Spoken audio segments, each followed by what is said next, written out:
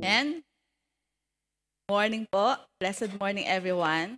Pwede po ba tumayo muna tayo at batiin muna natin ang bawat isa kasi alam ko may mga bagong dumating so hindi pa natin sila na re-reach ang ating hand. Ayan. So let's introduce ourselves, lalo na po sa ating mga bagong attendee today. Praise and glory to God. Come on, walk around.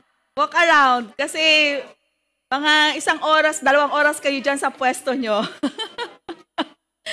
So we need to walk, move. Yan.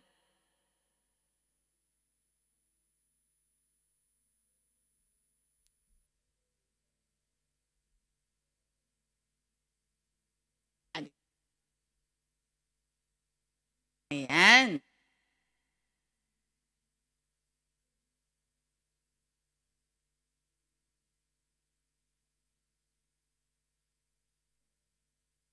Sa po mapagpalang umaga, makakaupo na po tayong lahat. Ayan po. Salamat po.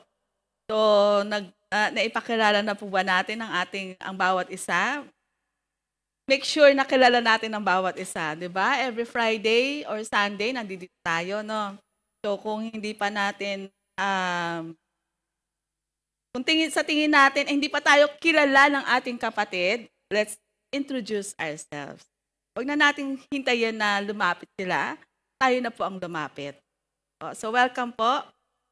We're blessed na nakasama po namin kayo. And we believe in the name of the Father and the Son of the Holy Spirit. We lift up the name of Jesus in this church. So I believe na it will be the simula. Ayan. Lagi tayo nagkaka-error doon. Ano? Umpisa at simula. Ayan. At the beginning of your fellowship with the Lord. And syempre po, again po, salamat po sa bawat isa na narito. Medyo malamig na bigla, di ba? Lumamig na ang panahon. Nawa hindi rin tayo malamig sa ating pananampalataya. Ayan. Kumbaga, hindi tayo magbabago. Kung magbabago man yung season, hindi naman magbago ang ating pananampalataya at pagpupuri sa ating Panginoon. So we should stay. Sabi nga ng Panginoon, there's no lukewarm. But we should stay on fire. Ayan. So magpapatuloy po tayo sa ating series. Meron po tayo kasing series. Do you love series? Sino mga may sinusundang mga series dito sa sa Korean novela o kaya sa mga telenovela. Ayan. So, also, Batang Quiapo. Also our church, we love series also, mga continuous teaching in a certain topic. So we are in a faithfulness and truthfulness series po. So it's our 5th message today. And we believe, alam na natin kung ano yung ibig sabihin ng faithfulness. Ba? So faithful, of course, you have to be faithful. Paulit-ulit na nating naririnig to, pang 5 linggo na ito. Diba? Friday and Sunday, lalo na sa mga ma-attend. Both worship service, meron din po kaming Sunday worship service, 7 p.m. po. So, we would like to also welcome yung ating mga nasa YouTube. Yan po. So, praise and glory to God. If you haven't shared it to your family, please do so. We have our website. Sino ba yung mga nagla-like dyan? Mag-like naman kayo, mag-comment. Ayan.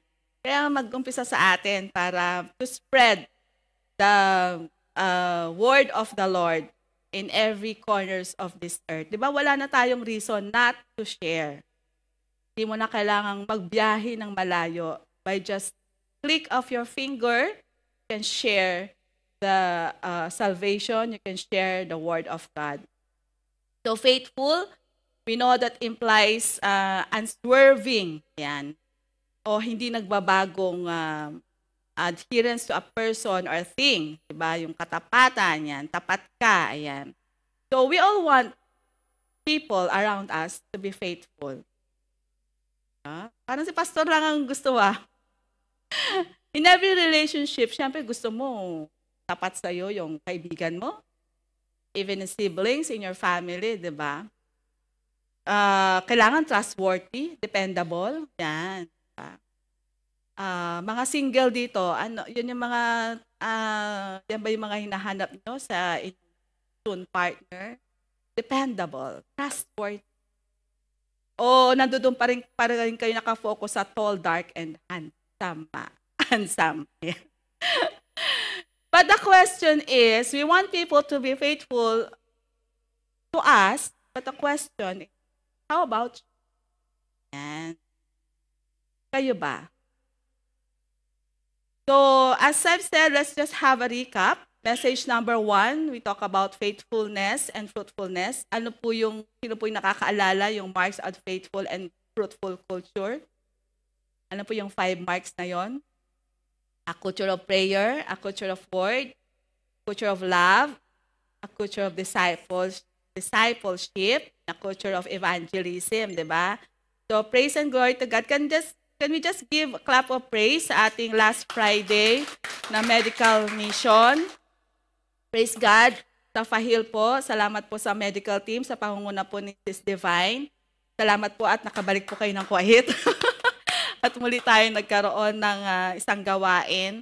And it's really an opportunity to share Jesus and even pray to those people who came on that medical mission. Siyempre, yung sa mga nag-support sa transportation natin, sa intercessors, really God is good, and of course sa ating mga leaders na nandoon po. So glory to God po.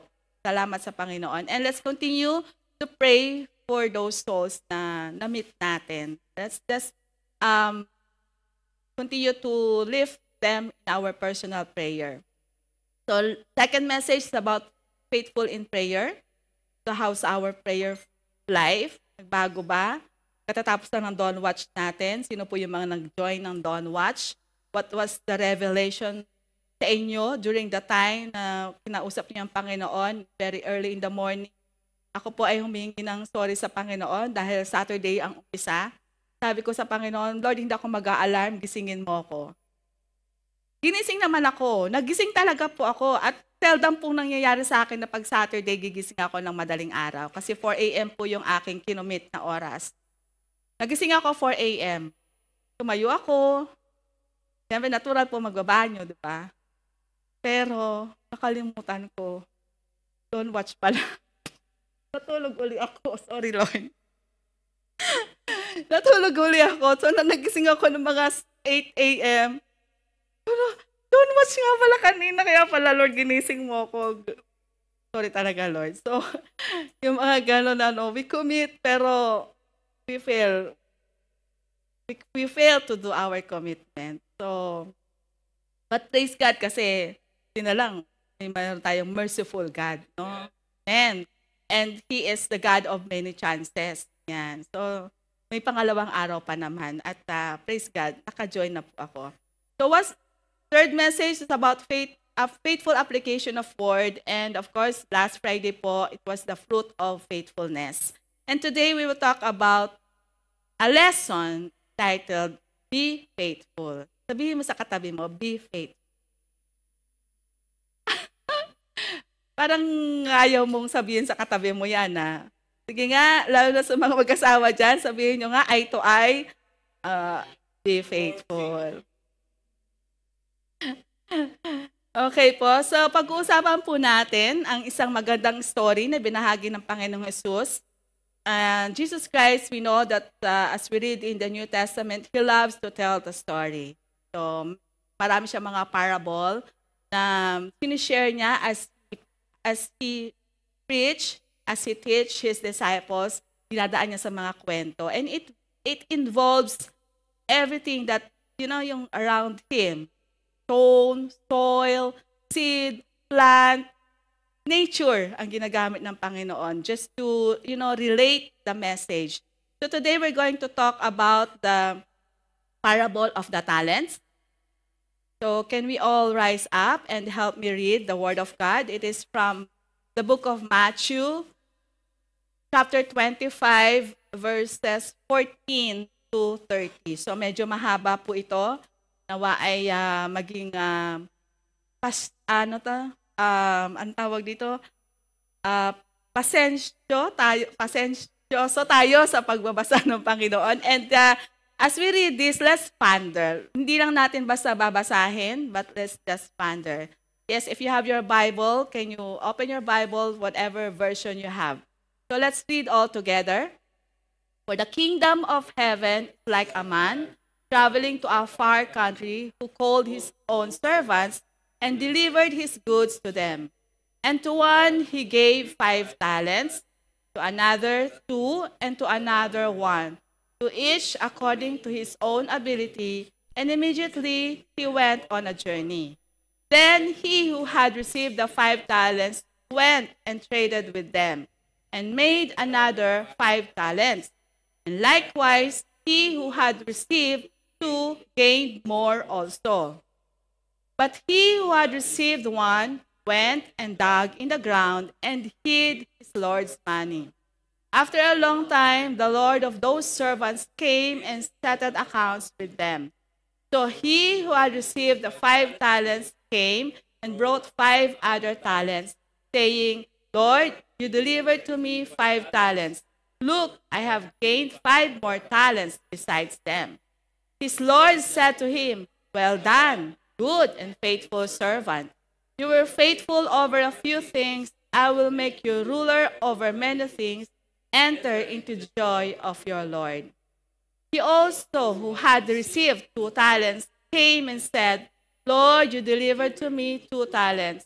Look, I have gained 2 more talents besides them. His Lord said to him, Well done, good and faithful servant. You have been faithful over a few things. I will make you ruler over many things. Enter into the joy of your Lord. Then he who had received the 1 talent came and said, Lord, I knew you to be a hard man, reaping where you have not sown, and gathering where you have not scattered seed. And I was afraid, and went and hid your talent in the ground. Look, there you have what is yours. But his Lord answered and said to him, You wicked and lazy servant, you knew that I reap where I have not sown, and gather where I have not scattered seed. So you ought to have deposited my money with the bankers, and at my coming I would have received back my own with interest. So take the talent from him and give it to him who has 10 talents. For to everyone who has, more will be given, and he will have abundance. But from him who does not have, even what he has will be taken away. And cast the unprofitable servant to the outer darkness. There will be a weeping and gnashing of teeth. Let's just pray for a while. Lord, thank you, Lord, for the reading of your word, oh God. Lord, we know that your word is perfect, oh Lord God. Your word has power, Panginoon. Your word is powerful, oh Lord God, that can even, oh God, penetrate into our deepest soul, oh Lord God. Just pray, Panginoon, that to teach us, Lord, with your words, Panginoon. Let these words, O God, ang maging gabay namin, O God. Lord, I submit myself to you, Lord God. I humble, O Lord God, for your glory, O Lord God. Let you alone speak, O God, to us, O Lord God. Give us a listening ear, O Lord God. Thank you, Lord God. We will carry your message, O Lord God. And we thank you, Lord, for this wonderful day, O God. We give you praise and glory in Jesus' name. Amen. Amen. Salamat po. Makakaupo na po kayo. Salamat po. I do believe that we are all familiar with this story.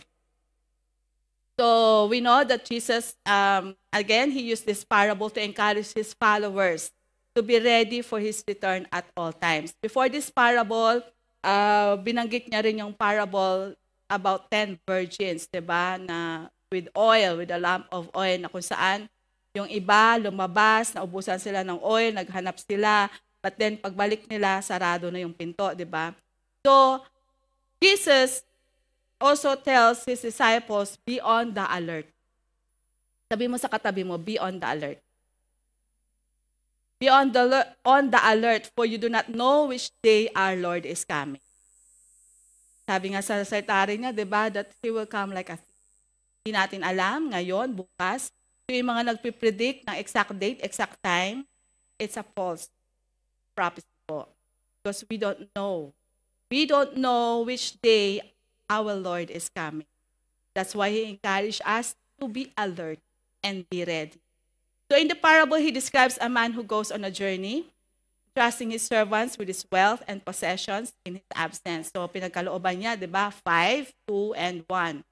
So, nakita natin that one servant, the master gives his 5 talents, the second 2 talents, ayan, and then the third servant, he gives 1 talent. In this instance, a talent refers to a unit of measurement. Itong panahon na to, when you say talent, hindi po ito yung word na ginagamit natin, a talent or ability. But it's like a measurement of a gold or silver. So it says that it equivalent to one talent is equivalent to 20 years. Yan, 20 years earnings of a master. So just imagine kung magkano yun, di ba? So it differs from our talent like as a gift or a natural ability. And we know here the master entrusts his servants with a measure of his wealth proportionate to each of their abilities.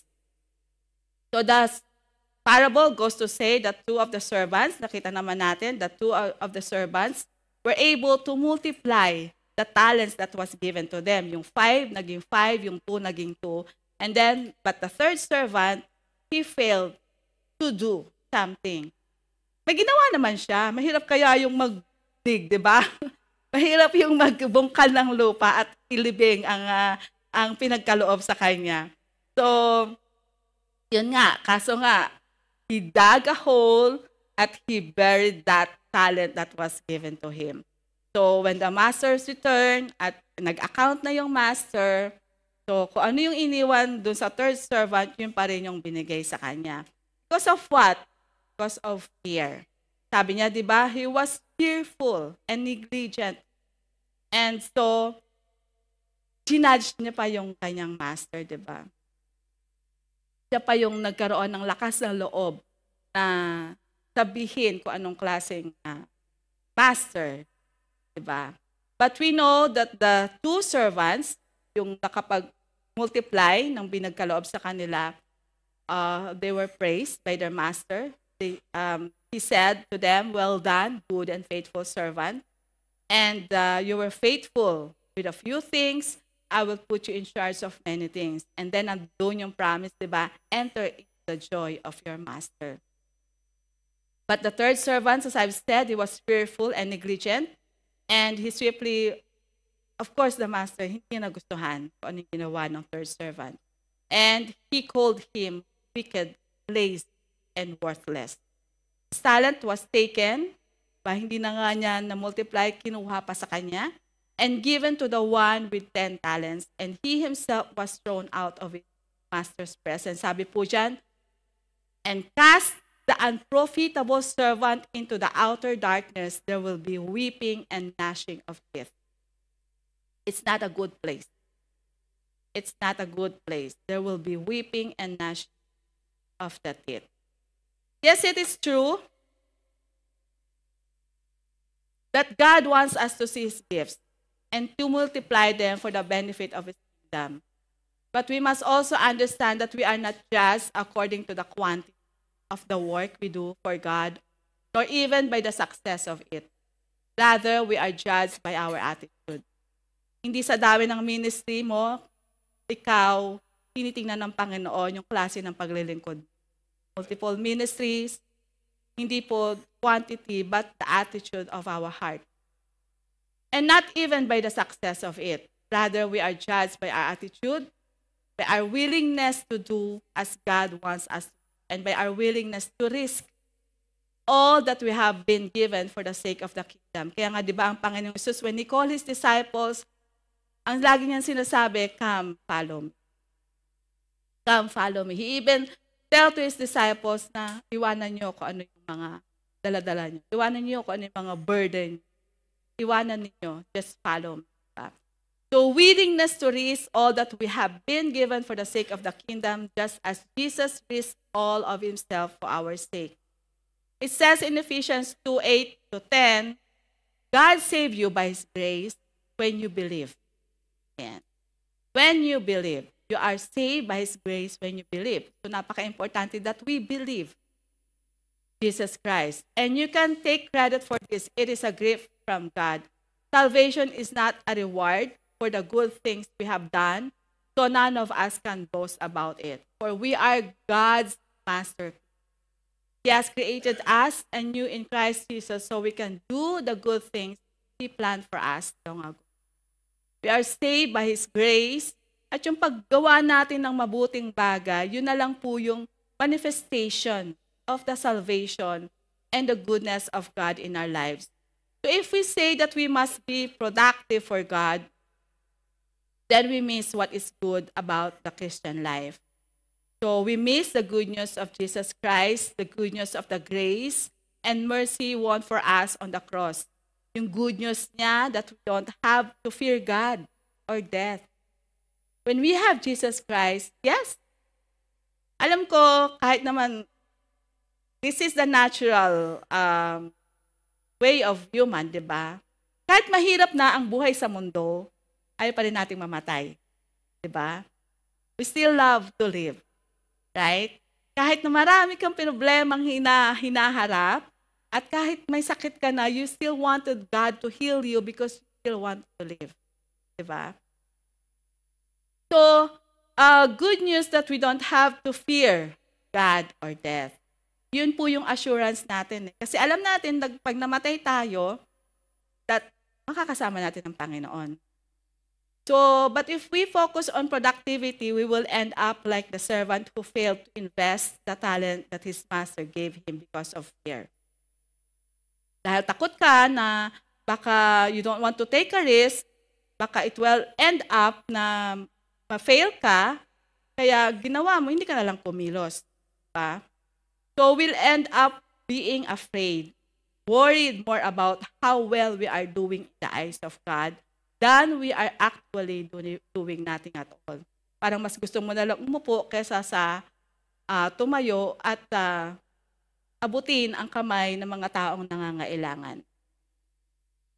So consider the servant who buried the talent entrusted to him. When he is asked by the master to give an accounting of what he has done with the talent, what does he say? Ano ba yung sinabi niya? Diba? Sabi niya, Sir, I know you are a hard man. Harvesting crops, you didn't plant, and gathering crops, you didn't cultivate. So I was afraid I will lose your money. Yun yung naunguna sa kanya. Takot. Takot siya. You are a hard man. So kaya, yun, tinago ko na lang. So, sa takot ng servant, he was froze to death. Yan. His fear that he better not be unproductive led to unproductivity. Yes, it's true. Most of the time, fear does it to us. Right? Na-experience na po ba sa isang company na kung saan bago ka doon sa company, tapos narinig mo yung colleague mo, ay, narinig mo sa mga katrabaho mo, boss natin, masungit yan. Tapang yan, naku, naninigaw yan. Naranasan nyo na ba yun na first day mo sa work, biglang merong info na gano'n about your boss? Naku, mag-ingat ka sa mga sagot mo dyan. Namamahiya yan. So, ikaw na bago, parang mag-stick sa mind mo yun eh, diba? So kahit na you have that ability to do your work, minsan nagkakaroon ka na ng naaalangan ka na. Or even you want to approach your boss in a normal, natural way, nagkakaroon na ng wall between you, di ba? Naranasan ko po yan. I was new before, bata pa ako. Yan. Bata pa. So bago ako sa PESER noon, yung accountant po namin, head ng accounting, is masungit, sabi nila. Matandang dalaga kasi. So, pag matandang dalaga daw, masungit daw. So, mga single, huwag kayong hindi. Pero na-break po yan ni Sis Ophel. Yeah. So, ganun po yung interpretation sa kanya. At talagang nga namang masungit siya, yung accountant namin. But praise and glory to God kasi hindi po ako nagpa-apekto doon. So, I just do my work as I assigned to us. So, they were surprised kasi naging kabady-bady ko yung accountant namin. Hindi nila alam, masungit din ako. Kaya pala, we mingle, di ba? Hindi. So, yun po. So, acceptance of God's grace is a free gift of eternal life and forgiveness. So, it leads us to freedom, to serve without fear. Yeah. Yung grace ng Panginoon sa atin, it leads us to freedom to serve without fear. So, grace produces us an attitude of, I've got to serve Him. Dapat yun po yung ating nasa manifestation natin, that we know that we have a loving God, but He also a just God. Diba? Yung fear na hindi magkamali sa mga ginagawa natin, because we are not perfect naman talaga eh. We face failures, right? Pero yung fear na dapat na hindi natin ginagawa yung mga mali o mga kasalanan na ayaw ng Panginoon. That's the fear na dapat magkaroon tayo, and not the fear of serving Him. So, sino po dito sa atin? Yan. Ito, normal to eh. Nakita mo yung assignment mo sa board. Or pinadala ni Pastor Roy ang assignment mo sa mga workers, lalo na sa mga workers. Yan. Assignment sa opening prayer. Yan.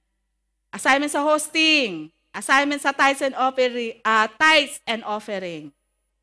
Nakita ang assignment, hindi na nag-church. Natakot, naunahan ng fear. Assignment mag-preach, umuwi ng Pilipinas. Pastor Carlos yun. So, yung fear, di ba? Kasi yung mga binibigay po ng pastor natin, Pastor Roy, yung mga assignment, it doesn't come from him alone. It's the Lord who impressed the pastor kung sino yung mga ilalagay niya assignment. It's a opportunity po to stand and to share our goodness. So, wag po tayong pangunahan ng fear. Amen? So, today we'll talk about, diba, it's a parable of the talents, diba? So, we talk about being steward. Our first point is facts about being stewards. Yan. Or managers for God. A manager is someone who is given the responsibility to take care of something on behalf of someone else. So this role is that of a middleman. A manager or steward has authority but work for the owner. Yan. So, ikaw, binibigyan ka ng otoridad, pero still, hindi yun sa'yo, diba? And so is also a servant. According to Help's Word Studies, a steward was usually a free servant worker, not a slave. So, if we know that we are steward only, di tayo ang owner, and we know that what we have all belongs to God, my talent, my time, my treasures. Kung nandoon yung sa ating kaisipan that we are just steward and I am a steward, not an owner, and we can accept it from our heart that our life, our time, our talent, everything that we have is from God. Nandoon yung ating full heart of giving back to Him what He deserved. Amen? So, sabi po sa 1 Corinthians 10:26, for the earth is the Lord's and everything in it.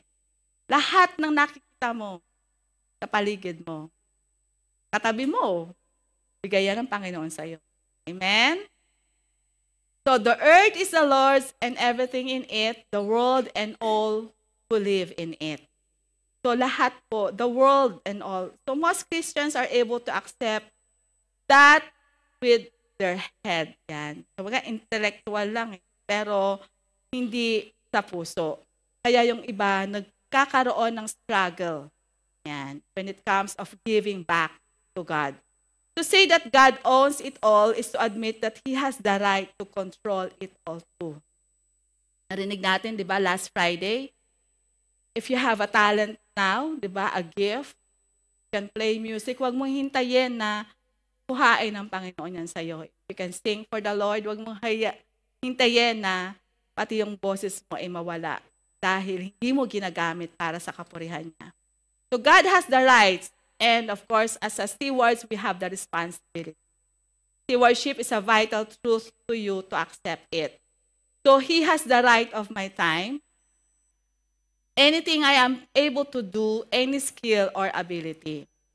Rush Limbaugh was an American conservative political commentator who was the host of Rush Limbaugh Show, has this phrase as part of his self-introduction. So whenever his show starts, laging sinasabi ito, talent on loan from God. Talent on loan from God. To some, it sounds might arrogant, but it really isn't. And it's a humble statement. He explained it that whatever he is able to do is a gift from God with which he is to do his best for God. So alam mo na nagmula yan sa Panginoon, di ba? You will do what is best for Him. So talent on loan from God, sabi niya, is my way of giving thanks to God for what He has blessed me with, among other things, like my talent. So the fact that it's on loan, it signifies that I realize I am but a passing speck in the cosmos. That I am here for a brief instant and will be gone. Which is true, di ba? Alive. Hindi naman tayo forever here, di ba? What I have simply is on loan. Can we read it again? What I have is simply on loan. Created by God, and I am grateful for it. So yun po yung pagka-describe niya dun sa kanyang statement lagi, that talent on loan from God. So parang napakaganda no, when you wake up in the morning, that whatever you can do for today, you know that it's your loan from God. Amen? So He is the right of our time. He has the right of our time. He has the right of our talent. He has the right of our treasures. God entrusts different stuff to different people. Sabi po doon sa verse 15, to each according to his own ability. To each according to his own ability. Gusto niyo yung kwento? Kanina pa ako nagkukwento di ba? So there's a pastor, and he was giving the same message about talent. Yan. Matthew 25, 14 to 13. And the essence of his sermons is that the Lord God has provided each of us with at least one talent. At least one, meron tayo. Huwag mo sabihin wala. At least one, meron tayo. But after the worship service, one lady approached the pastor. Sabi niya, Pastor, I searched my heart, sabi niya. And alam ko wala akong talent eh. Sabi ng babae sa pastor. I really don't have talents at all, sabi niya. And the pastor answered her patiently. Sabi niya, dear lady, you surely have some talents. Yan yung mga pastor natin, ano, kahit na parang talagang i-encourage pa rin tayo di ba? Yan ang ating mga pastor. Give glory to God sa ating mga pastors. Yan, ini-encourage pa rin nila tayo. So I am sure, sabi niya, at least, sabi ng pastor, the Lord has provided one talent. But the old lady was adamant that she had not have any talent. Talaga ini-insist niya, wala talaga, pastor. So sabi na lang ni pastor, okay, sige, ganito gawin mo, umuwi ka, ngayong gabi, matulog ka, you pray, sabi ng pastor. Before you sleep, you pray that the Lord show you the talent it has given you graciously. So I'm sure that when you come tomorrow, you will know the talent that you have. So the old lady went home, prayed, and slept. So next morning, she woke up, realized her talent, and came to the church very happy. Wow, excited siya. The Lord has given me one talent, sabi niya. So excited siya na lumapit sa pastor. No? Pastor Roy, may talent ako. I have one talent, and the Lord showed it to me. Ganun, excited siya, no? And then, sabi ng pastor, wow, siyempre, happy ang pastor, di ba? Pagka pinakikita natin yung mga giftings natin, ang unang na kaka-appreciate niyan yung ating mga pastors, ating mga leaders. So the pastor was really happy and asked her what her talent was. So she happily said, Pastor, I can sing, sabi. The pastor asked her, okay, talaga? Sabi niya ganyan, talaga sis? O sige nga, kumanta ka nga, sabi niya. So, kumanta. Talagang with all the effort, yan. So, sabi ng pastor, sige, para maibigay ko na sa worship team director na mag-audition ka na. Kailangan marinig muna kita. Di ba ganon? Di ba sa interview, pagka bago ka maging worker, ini-interview ka muna ni pastor eh. Kailangan tanungin niya, ano ba yung mga kaya mong, pwede mong gawin, ano yung mga, so nagkumanta itong babae. So kumanta siya, mala Charity Gale. Yan. Mga kanta ni Charity Gale. So pagkatapos niya kumanta, ngiti na kayo, no? The pastor smiled and asked her, sabi niya, dear lady, do you remember what the man with one talent did to his talent? She said, yes, I do remember. He went and hid his talent in the ground. So the pastor said, go and do the same with the talents. Sorry po, joke lang yun na. Gusto ko lang ano yung inyong... So, we know that God in His sovereignty entrusts differently. Yan. Each of one of us to different people. Sabi niya, di ba, according to our abilities. To some, He gives greater opportunities. Yes. That's why we have pastors, ministers, musicians, di ba? Different giftings. And we have a choice. It's either we can be faithful or we can just stay. Or we can just don't care at all. So it comes down to whether or not to trust God for what He has given to us. So the question is, do I trust that God knows more about than I even know about myself? You know, I believe the Master knows His servants. As I meditate this message, alam niya at kilala niya ang mga servants na pinagkaloob niya, pinagkalooban niya ng mga talents. Diba? Kaya nga isa, bigyan niya ng 5, 2, at 1. He knows them. So alam niya kung sino ang masipag at nagsisipag-sipagan. Alam niya kung sino ang busy at faithfully serving the Lord. He knows from the start. And He knows from the start that third servant is really lazy. Ganyan. Siguro siya yung tipong ayaw mag-exert ng effort. So nakaupo lang, yung gusto na babati lang, and after that, wala na. That master knows it. So naisip niya na baka, but you know what? Hindi totoo yung sinabi ng third servant na rude siya or something like that. Because if he is that kind of master, hindi niya na pagkakatiwalaan pa itong third servant ng kahit na isang talent pa. Still, He gave him the chance. Nagbigyan pa rin niya, pinagkalooban pa rin niya that there's still hope in the master na baka naman nagbago or may magbabago. So maaring baka itong isang talent na ibibigay ko sa kanya, maaring kaya niyang pagyamanin. Ayan. But the third servant lost his opportunities. We are given the same opportunities. We are given the same chances that the Lord is given to us every day. So it is us, depends on us on how we respond on that opportunities. Sana wag tayo maging kagaya ng third servants that he lost his opportunity. Because baka hindi na uli pagkaloob sa iyo ang opportunity na yan. So faithfulness has nothing to do with the amount of possessions. It's nothing at all.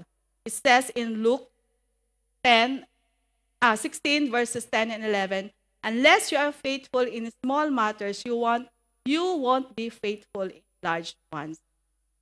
If you cheat even a little, you won't be honest with great responsibility. And if you are untrustworthy about worldly wealth, who will trust you with the true riches of heaven? Nagsisimula lahat ng bagay sa maliit, ba? Our faith, we have that, sabi nga ng salita ng Panginoon, small seed, mustard seed, di ba? So we know that God will not give us greater responsibilities if He sees us that we cannot be faithful in a small responsibility. Ang liit na bagay lang na pinagkaloob sa iyo, hindi mo binigyan ng halaga, so you will not be also given a greater responsibilities. So alam niyo po ang ibig sabihin nito, that whenever you are a good giver, kahit na magkano or ano man ang meron ka sa bulsa mo, you will be a good giver. And when you have a lot, you will be a good giver when you have a lot. If you are a bad steward when you have a little, you will be a bad steward when you have a lot. So it's not a measurement of big amount. Iba kasi, di ba, we pray for, Lord, increase mo yung salary ko. At increase ko rin yung tithes and offering ko. It will always start whatever you have right now. Try, test me, sabi ng Panginoon, di ba? You don't need to ask for a bigger, dahil kung ano yung pinagkaloob sa'yo ng Panginoon, dyan pa lang, tinitingnan niya na yung katapatan. So everything starts. A business will not grow into a very profitable business if it didn't start in a small capital. Diba? So it grows. It grows. So whatever you have right now, hindi po excuse na, 200K din na nga lang salary ko, magta-tithes pa ako. 150 na nga lang, Lord. 100 nga lang, Lord. Ibibigay ko pa yung 10 sa'yo. So how you will experience the greatness of God if that small thing you'll not be able to release it. Diba? So make it a priority to ask God to help you to be a faithful steward now. Ask God. Kung nag-struggle ka dyan, kapatid, ask God that you will be a faithful steward. So one day of judgment, the number of opportunities for service will not matter. The question is only, have you been faithful in their use? The first was, what I have all belongs to God. And then God entrusts different stuff to different people. And I am to invest what I have for God. Verse 16 to 18 says, the man who had received 5 bags of gold went at once and put his money to work and gained 5 bags more. So also the one with 2 bags of gold gained more. But the man who had received 1 bag went off, dug a hole in the ground, and hid his master's money. So it's not to benefit, right? If we are given something, it is not, first, hindi naman talaga tayo agad yung magbe-benefit, diba? It is not to benefit myself primarily, kasi I'm not the owner, diba? So God is. So I am to benefit Him first. Dapat ganun po yung thinking natin eh. Sa work natin, pinagkakatiwalaan tayo ng boss natin. Paaling sabihin mo, hindi nga siya nagbibigay ng bonus eh. Bakit ako magsisipag? Why don't you try first? Diba? Do your best muna.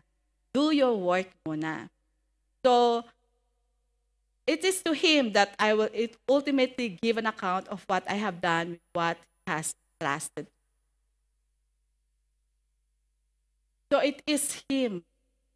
It is our boss. My company. Huwag ka agad mag-judge. Huwag mo agad i-close. Kasi, the Lord knows how to bless. Amen?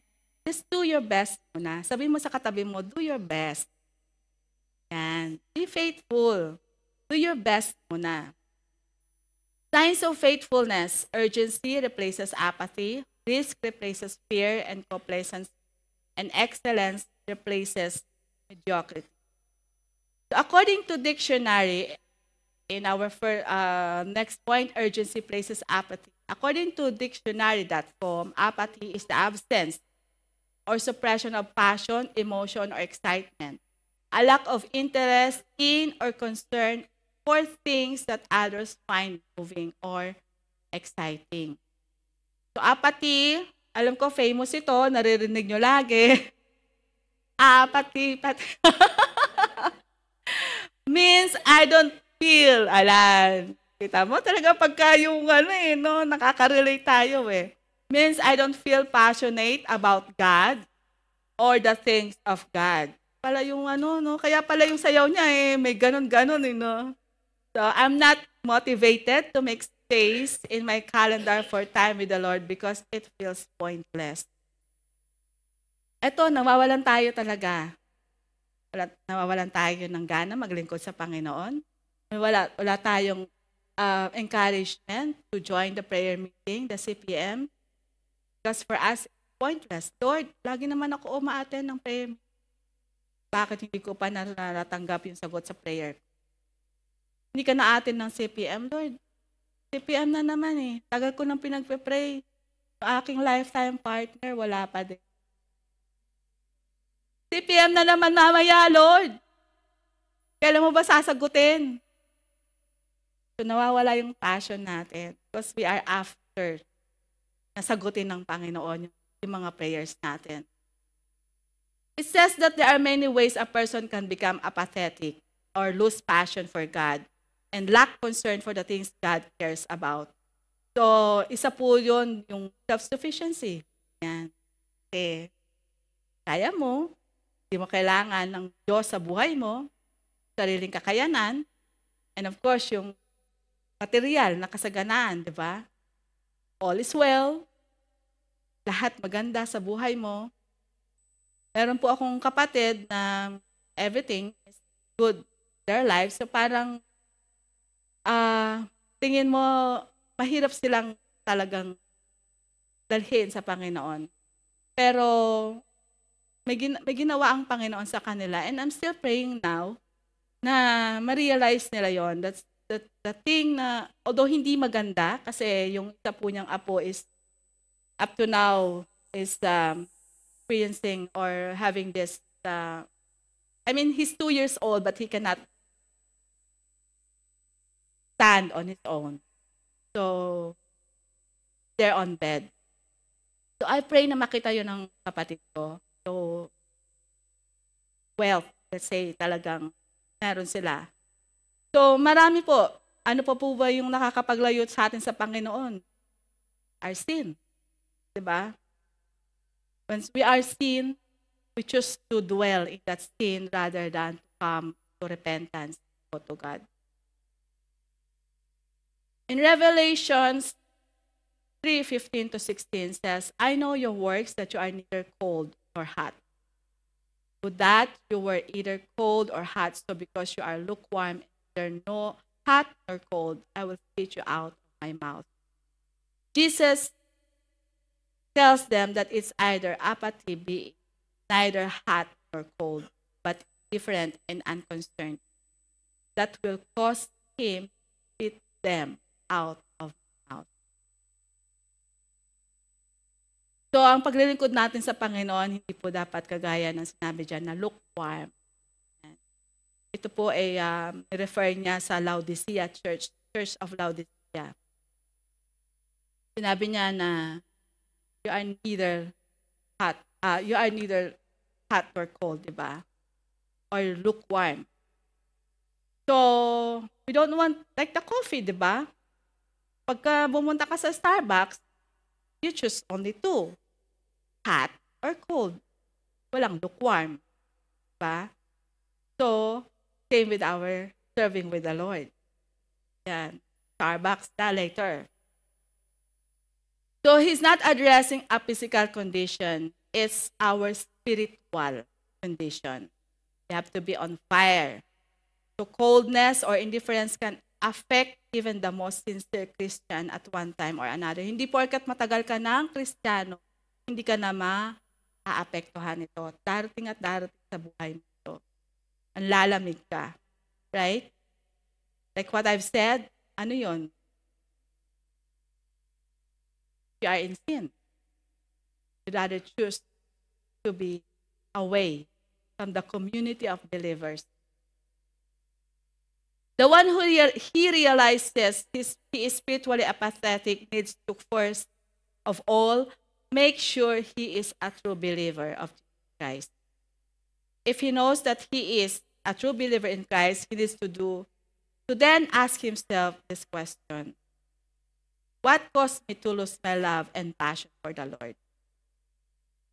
Tanungin po natin ng ating mga sarili. Ano nga ba? What it is that caused me to lose my love and passion for the Lord? Ang init mo sa Panginoon, ready ka nga mag-serve. Diba? Nag-commit ka na nga sa mga trainings eh. Nag-commit ka na rin sa practice. Suddenly, nawala ka. What is it that lost your passion for the Lord? We know David, right? David, he sinned. And he felt separated from God. But what he did, he confessed his sin to God. And David prayed for God to renew a steadfast spirit within him. Minsan di talaga maiiwasan our emotions. Yan. Pag naapektuhan yung emotions natin, yung feeling natin is wala tayong kakampi within the community of believers. Lalayo tayo, lalamig tayo. Hindi ka na mag-church, hindi ka na mag-join in any fellowship, kasi feeling, nandoon yung iyong feeling na parang wala. Parang you don't belong. Ayan. But David said, restore to me the joy of your salvation. Just if you have this kind of feeling, na medyo nanlalamig ka na, kneel down and pray. Ask the Lord to restore it. A believer who feels spiritually apathetic should confess any known sin and ask for God's cleansing and renewal. We have to ask God to renew us, to restore us. Ibalik yung ating kagalakan, ibalik yung init na nararamdaman natin from the very first time that we heard about it. The very first time, EGR ka, di ba? Narinig mo, naramdaman mo yung pag-ibig ng Panginoon. Confess to God and ask Him. And signs of faithfulness, this replaces fear and complacency. It says, the one-talent servant was unwilling to take a risk with what he had. Many Christians don't serve God or step out in faith because it requires risk. The last thing we want is to fail or fall or be laughed at. A sincere love for God pushes fear and grasping for security in the background. If you really love God, sasantabi mo yung mga fear mo, emotions, and you just step on that faith. Our faith takes on a risky, adventurous character. Hindi naman po talaga madali, di ba? Hindi po madali na mag-start. But the Lord is telling us to just, one step at a time. Hindi ka naman biglang papatayuin ni pastor dito na pag-preach ka kaagad eh. Kasi baka natatakot ko. Baka mamaya bigyan ako ni pastor ng preaching assignment. Alam naman nila yan. They know it. So, step at a time. So, gaya po nang na-share ko sa inyo, di ba? Lahat naman po tayo dito. Nag-start tayo sa mga ministry. Yan. Kung saan, yung nandoon na, makikita lang na mag-serve tayo sa Panginoon. And race replaces fear and complacency. When we take risk our time, our energy, di ba? We know na nakita natin yung the Lord will empower us. He's the one who will empower us. You know Kodak? Yan. Sino yung nakakaalam pa ng Kodak dito? Kodak.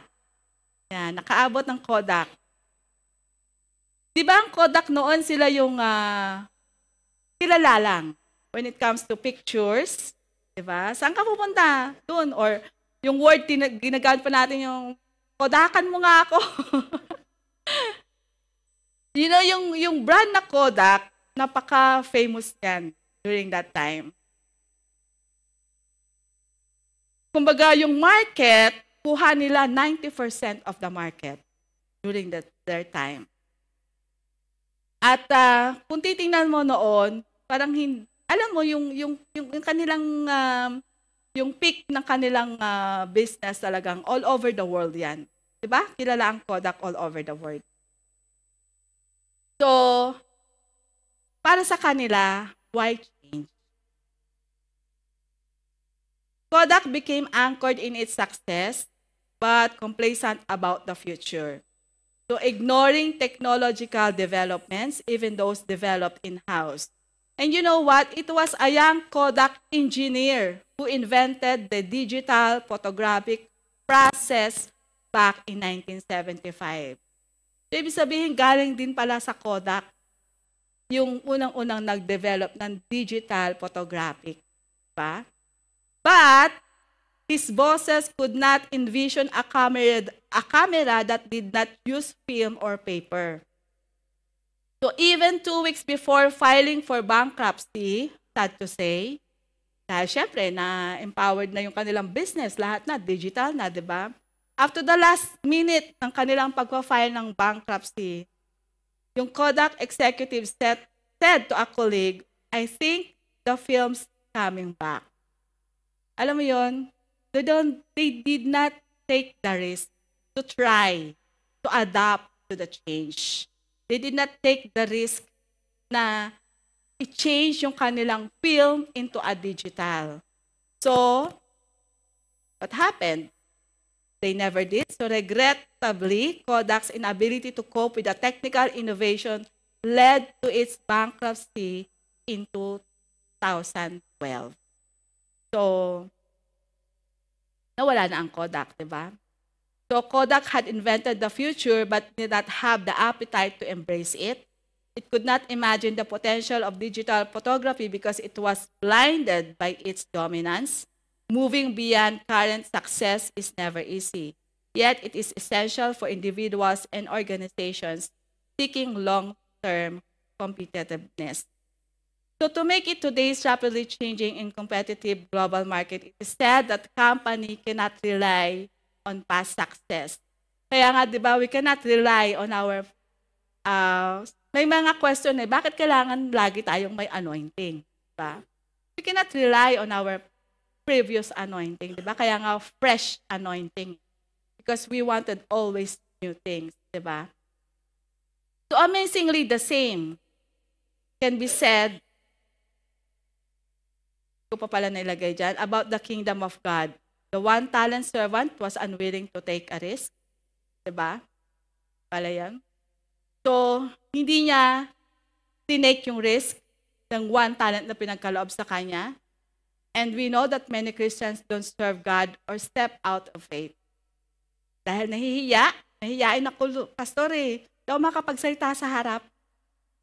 Lahat tayo dumaan po dyan. Nahiya tayo, nanginginig tayo, diba? Kasi doon natin malalaman na hindi sarili nating kalakasan. It is by the Holy Spirit alone. So, unsincere love of God, as it says there, pushes fear and grasping for security into the background. We have to push away that fear and step forward. Jackie Handy writes, there used to be this bully who would demand my lunch money every day. So, meron po siyang sinulat.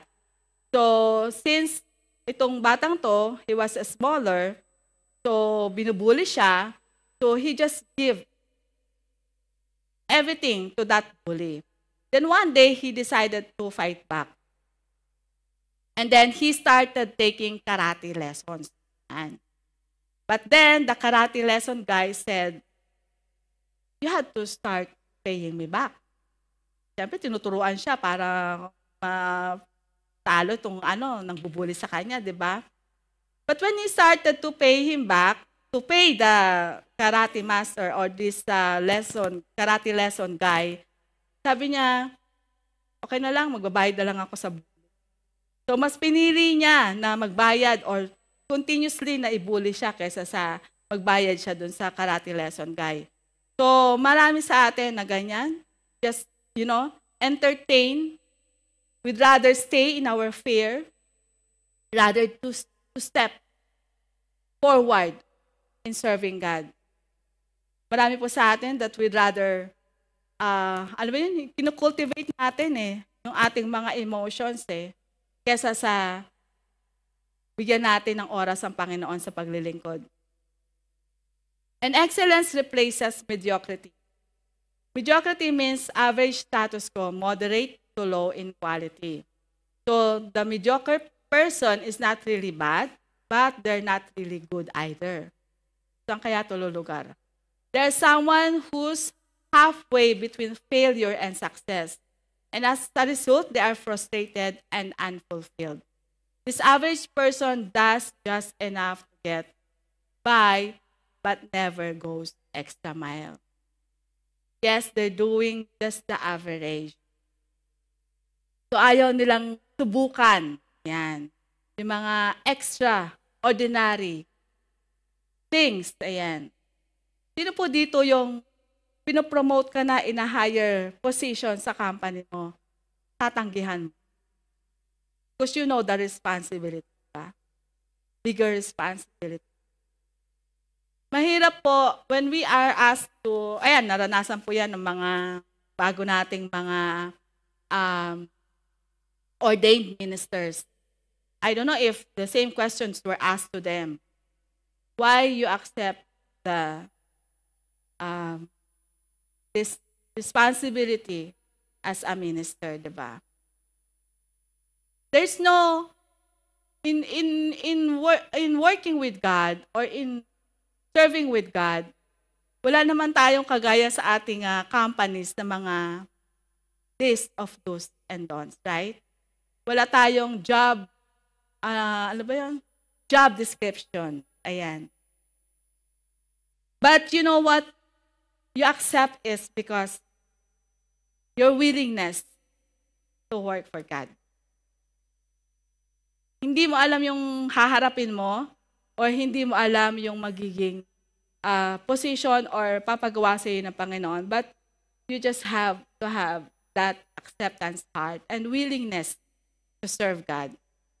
So mediocrity may be acceptable in society, but I don't believe it is accepted in heaven. So if we want our lives to make an impact on those around us, then we have to choose to move beyond mediocrity. Kung inassign ka to be a leader of life group, huwag kang matakot, kapatid. Sabi mo sa katabi mo, huwag kang matakot. That's always an opportunity. That's a higher level of serving the Lord. Think about it. Average, mediocre people are not remembered. Tandaan po natin. The heroes found in history books and the Bible are not average people. They are people who did extraordinary things. They are the ones who went above and beyond what is expected of them.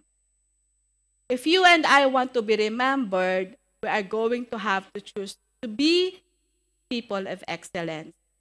Pag-aralan po natin yan, karoon po tayo ng series, Living a Life of Excellence.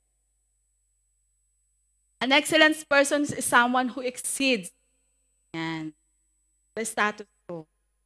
Dinidesire po ba natin to serve God in an excellent way? Parang wala So excellent person, they do more than what is expected. Praise God. Marami po tayong mga workers ng Grace Church dyan. Amen. Glory to God.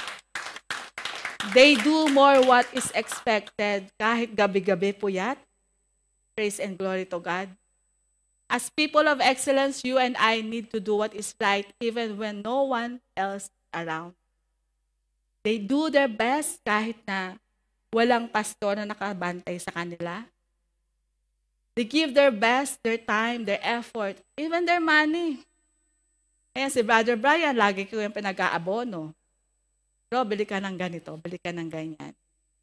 Nagpapasalamat naman siya kasi at least hindi niya na gagastos yung pera niya. Diba? So we need to realize that God sees everything and that everything we do in secret will eventually come out the open, both good and bad. So we have to work, sabi nga po ng, ko pala nablagay dyan, Colossians 3:23-24 says, work hard and cheerfully at whatever you do as though you were working for the Lord rather than for people. Remember that the Lord will give you an inheritance as your reward, and the master you are serving is Christ. The fact is, you and I do not serve an average God. Dapat yun po yung lagay natin sa isip natin. We are not serving an average God. We serve a God of excellence. Amen? One who does exceedingly and abundantly above all that we could ask or think. As His representatives, we are His representatives. We are called to show forth His character in everything what we do. So sabihin mo sa katabi mo, serve excellent. Serve in excellent way. We are serving an excellent God. Diba? Minsan, diba, pag nakita natin yung boss natin, ang galing-galing niya. Gusto rin nating magtrabaho the way that He is working. Diba? What more sa ating Panginoon? We are serving an excellent God. So we have to serve with excellence. Ito ang gusto natin. Yan, the rewards of faithfulness. Sabi po doon, well done. Let's celebrate together. You have been faithful in handling this small amounts, so now I will give you many more responses. Ayan ang ayaw natin. Gusto natin, marami tayong nare-receive. Ayan. So now I will give you many more responsibilities. Kaya ayaw natin mag-step up, mag-move forward, kasi ito ang takot tayo. Many more responsibilities. But you know, church, if we know, kung gusto natin ma-achieve yung rewards, sabihin sa atin ng Panginoon, well done. Pag gusto natin mag-celebrate together with the Lord, we accept whatever responsibilities is given. Hindi naman tayo bibigyan ng Panginoon na hindi natin kaya eh. Kaya nga, di ba, yung master do sa ating parable, He give each one according to the ability. Pag napagyaman mo yung isang talent na binigay sa'yo, isa-isa lang naman ang dadagdag niyan sa'yo. But you should have the right heart and attitude serving. Ito gusto natin. Conclusion. 1 Corinthians 4:2 says, now it is required that those who have been given a trust must prove faithfully. If you were being trusted, if someone trusted you on something, you have to prove to be faithful. You have to prove to be faithful. Kahit na ano man yung bagay na yan na pinagkatiwala sa'yo, pakita mo yung katapatan. Pakita mo yung willingness mo. Faithfulness, not success, is what God requires of us. Meron pong isang Olympic, in the 1996 Olympics, Danny Tyler, third base star for the U.S. women's football team, hit a home run. Yan, pag i-google niyo po yan, mapapanood niyo po yan. She hit a home run. In her excitement, yan, rounding the bases, she accidentally stepped over home plate. Anong pala yun? Grabe yung yung camera at saka yung umpire talagang napansin niya. So, syempre sa pagtakbo niya, kailangan pala talagang you will step on each home plate. So, ang nangyari, doon sa pinaka-home base na, instead na step niya yung paa niya, nalampasan niya. Hindi siya nakaapak. So, hindi po yun kinount. The umpire disallowed the run. So, because of that one misstep, the US team lost in extra innings 2-1. So, natalo po sila on their second international loss in 10 years. And then the next evening, may laro ito si Tyler.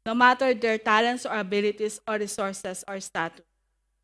There are those who know, love, and serve God, and those who do not know Him, not love Him, and do not serve Him. So tayo naririto, we know God, we love Him, we declare that we love Him, and therefore we have to serve Him. There are those whose purpose is God, and there are those who have no worthwhile purpose at all. Question is, let's have a pause and reflect on this. Is your life directed toward God? Is your single-minded goal to please Him like the two profitable servants? Or are you aiming to please yourself? Gusto mo bang maglingkod? Tumayo sa harap dahil gusto mo manotice ka? Or kagaya ka ng yung goal mo is just to please God. Yung goal mo is to be a profitable servant. Yung goal mo is directed towards God. So church, you have to know God by experiencing firsthand, of course, His forgiveness through Jesus Christ. Once you know that forgiveness and the peace and joy it brings, truly you will love Him. God will no longer be some vague abstraction or a cosmic policeman in the sky. He'll be a father. If you know Him, this is a challenge for all of us. If you know Him and love Him, you will be consumed with desire to serve Him.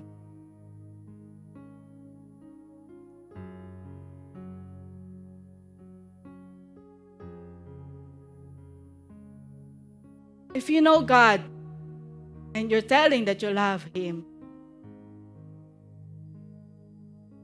there should be in your heart a desire to serve Him.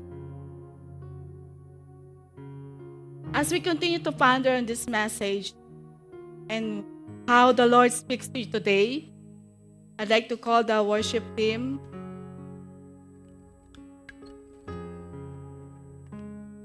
to sing this song. And as they're singing, I don't know,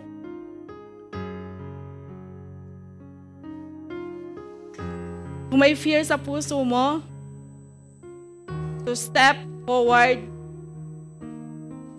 kung may fear dyan kung may struggle dyan sa'yo na nakakapag-hindrance o nakakapag-hinder sa'yo to level up sa paglilingkod sa Panginoon, our pastors and ministers are here. You can approach them. You can ask them to pray for you. Kapatid, ano yung fear sa puso mo? Ano yung hindi mo kayang ibigay? Natatakot ka i-risk? Ano yung fear na humihila sa'yo na hindi ka mag-level up sa pag-serve sa Panginoon? Surrender it to God right now. Surrender it to God. Wag nawa tayo maging katulad ng third servant who is thrown in the darkness. Hindi porket nasa loob na tayo ng church that we are present every Friday and Sunday, we thought that we are in ministry, we thought we give glory to God, but what about your heart? Nandun pa ba yung fire, yung love mo sa Panginoon? Andun pa ba yung fire, yung love sa paglilingkod mo sa Panginoon? Let's just ponder and think about it.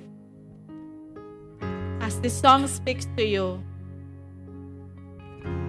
feel free. Don't worry about the time, because maybe this is your time to recommit for the Lord. Maybe this is your time na mapaglabanan mo yung takot, yung fear mo, yung mga bagay na nakakapag-control sa'yo. And just surrender it to God. Ano ba ang gusto mo? Which level you want to serve God?